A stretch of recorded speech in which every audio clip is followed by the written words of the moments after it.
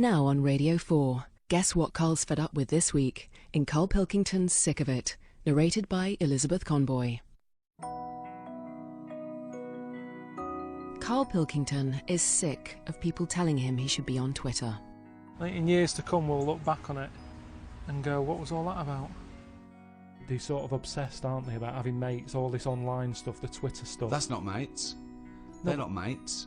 Some people think that's what they do. They go, yeah, some people got imaginary friends as well. Some people sit in an attic and cover their head in tinfoil and think they're talking to God and aliens, but they're not. I wasn't really looking at them. So Karl has decided to put Twitter to the test. Yeah. Who are you looking for?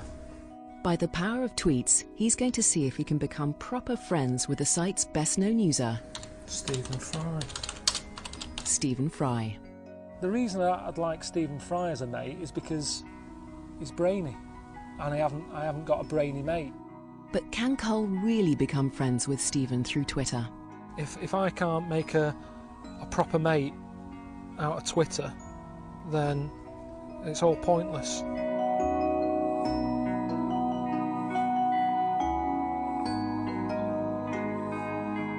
Going right back, Snow White only had 7 mates. She never went off, did she? She never went off from them dwarfs she knocked about with. There was never a new member. But 7 mates, she had it all done. 7 was enough for her. She had a happy one and a grumpy one and a sleepy one or whatever. I don't know what they all did, I can't remember. But she had it covered in 7. Now that says a lot, doesn't it? That she had all the different sorts of characteristics done in 7 dwarfs. So that's all I think we need, really. 7 different mates.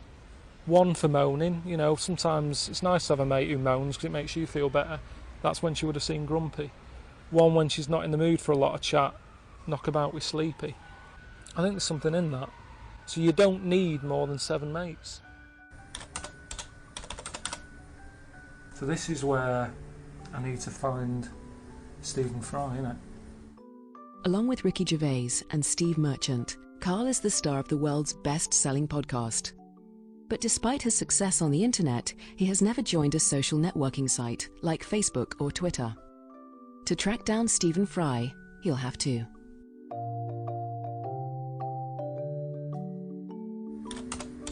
Well, I'm just gonna try and sign up to Twitter, see if they'll have me. I don't know if there's any sort of, you know, questionnaire, if it's like joining the army, or if they'll just have, you know, if they'll have anyone. This connection's not very fast. Karl Pilkington. I think it would actually be quicker to just go out and meet some people than use this computer. I'll just skip that. Keeping in touch with people is of prime importance to the author Danny Wallace. His most recent book, Friends Like These, documented a summer where he went in search of his old classmates, and for Danny, Twitter is an exciting addition in the pursuit of friendship. How many people have you got following you? I've got on my way to 40,000 people. 40,000? 40,000 people. Essentially, you've got your own little army of followers, and they'll respond to you because, you know, they've signed up to you. They've got something invested in you. Oh, you look a little distraught by this. No, it's just, that's another problem though. They're investing in you. Now, what happens if what they're investing in isn't that good? Right. And they were a big fan. Yeah. And then you say, I'm just nipping to the shop for some dog food or whatever, and they go, don't know how long I'm going to be following this man. Yes. How many friends do you make a year, would you say? Not many. Right. Not many. I've got a handful. I think all you need, really, is 7. Yeah. But I'd say that's it now. I'm not saying 7 a year or anything. It's kind of, if I let one in, one's going out. Right, 1 in, 1 out with you, yeah. It's kind of a try before you buy. Yeah. Whereas Twitter is very much eBay.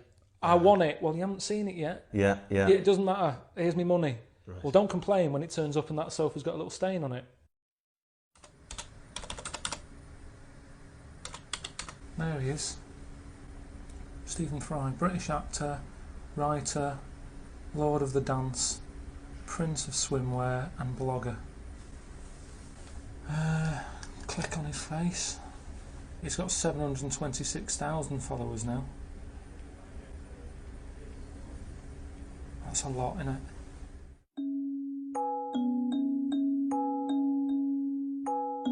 You know, I don't think you can have 1,000 friends. I certainly don't think you can have 1,000 acquaintances. I don't think, you know, sending tweets to each other count as friendship. Amongst Karl's friends is the star of hit TV show The Office, Ricky Gervais. I think friends are up there with the most precious things anyone can ever have in life. What? There's no replacement. Well, you see, they used to say a dog is man's best friend. Yeah. And I'd probably agree with that when I was younger. But since they've brought in this law that you've now got to pick up its shit, I've gone off them.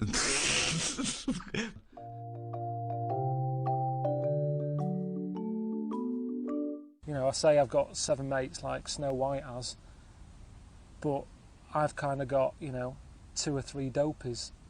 Like, it'd be good to sort of bring Stephen into the mix to sort of, you know, bring something new to me. I don't know what's happening here. Oh, hoping no tobacco aftershave this birthday though. Right, it's his birthday.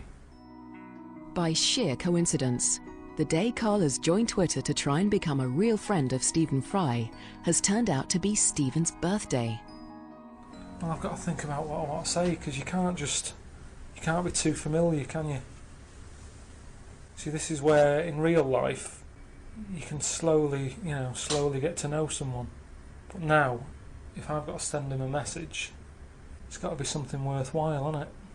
I know it's his birthday, but I don't just want to say happy birthday, because he'll have loads of them. I guess when you're starting off, you do tend to post a bit too much. You do tend to, you know, funny ideas will pop into your head that turn out not to be all that funny when you put it down to 140 characters. Because that's the other thing, obviously, this character limit, which a lot of people think is a problem, but actually I think is one of its greatest strengths, because you have to hone your message. Come up with fantastic imagery of things around you, little jokes that you can share with your friends, and then they're just this pocket-sized little message, just like popping up and going, hello. What about if I find out other people's birthdays today? You might like that. Jean-Michel Jarre.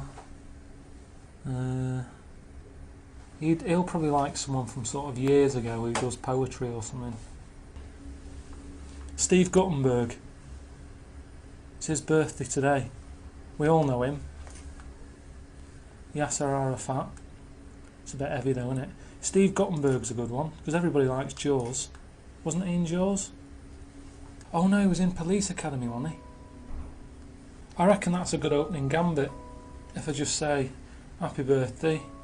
It's funny it's your birthday today. It's Steve Guttenberg's as well. Trying to get older, Stephen, I sort of feel the same way I did when I was younger, when I joined Dennis the Menace fan club. Loads of kids wanted to be part of the Dennis the Menace fan club, in the same way that loads of people are following Stephen Fry on Twitter. But all the kids were disappointed at school. You know, you'd go in and say, has Dennis wrote to you? No. He sent me a badge. Yeah, I got one of them, yeah. You don't feel special, you're not getting a personal touch. Does he give the personal touch? Or is he just, you know, telling everyone what he's had for his dinner?